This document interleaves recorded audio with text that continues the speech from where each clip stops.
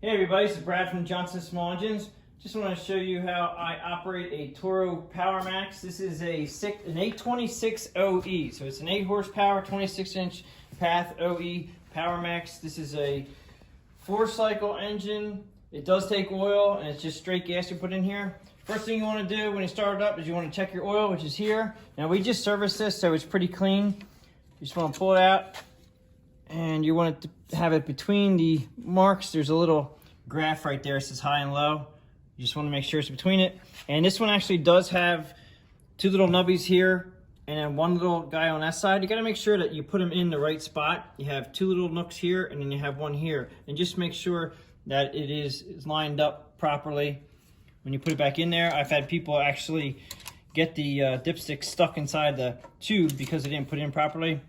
And as you can see, this guy here is right on the mark. We just changed the oil. It's good to go. Okay, and then you want to check your oil, actually, right here. And this one actually has a little sign on it. It says here, no, I guess E15.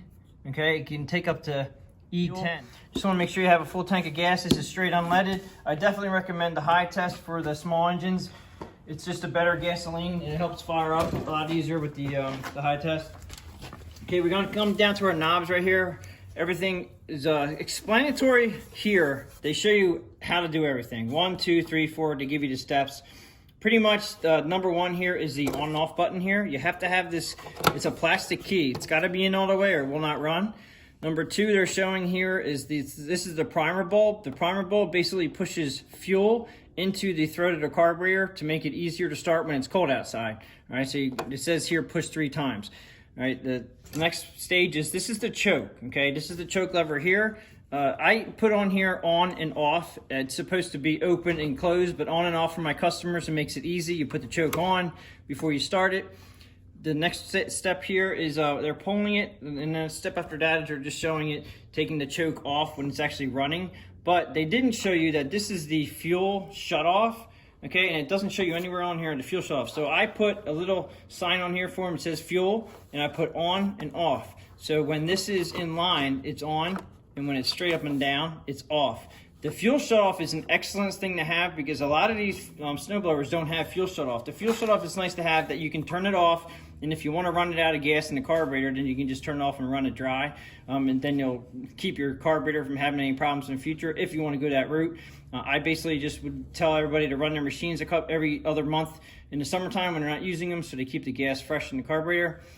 Going back to the knobs here, we do have the Rabbit and Turtle, which is the fast and stop. Actually, it does have a stop right here. Okay, so you got to make sure it's not all the way down to stop or Turtle, because it won't run. I usually take them all the way up to fast and then bring them back just a little bit.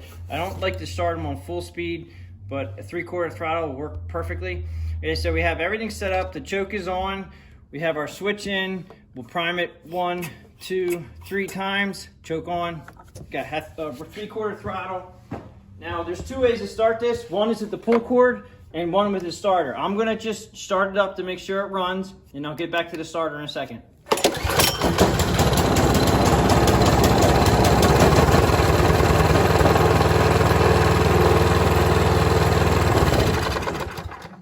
Okay, just showing you. I had this almost it was at 3/4, but it still sounded a little bit slow.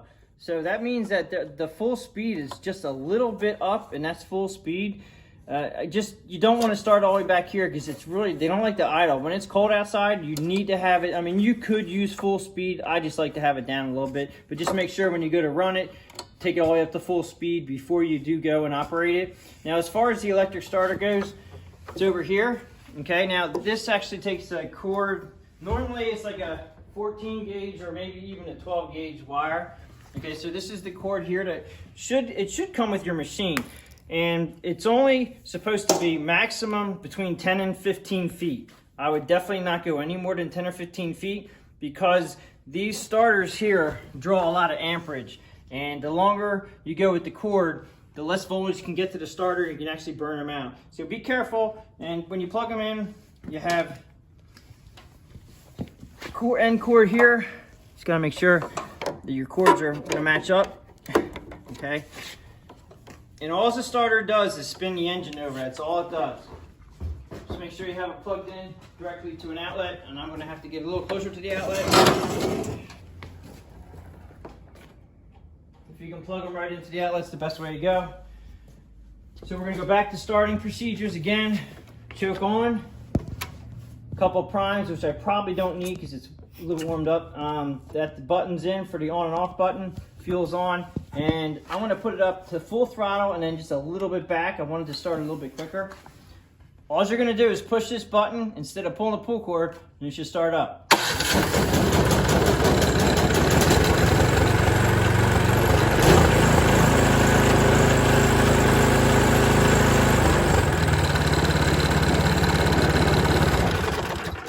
Okay, so that's basically how you start the machine. Okay, so as far as the controls go, you have a few different knobs here. One on the right hand side, this is your augers. This is what turns your augers in the front. Okay, that's what makes you blow snow actually. And then the drive is on this side.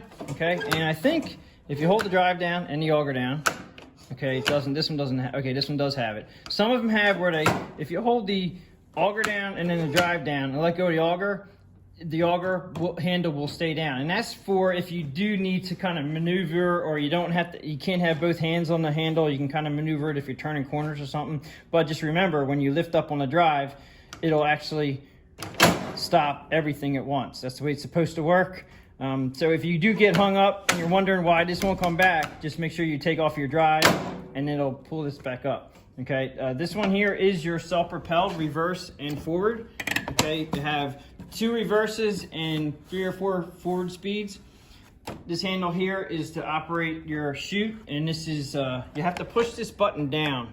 And just remember, push it down, then move it.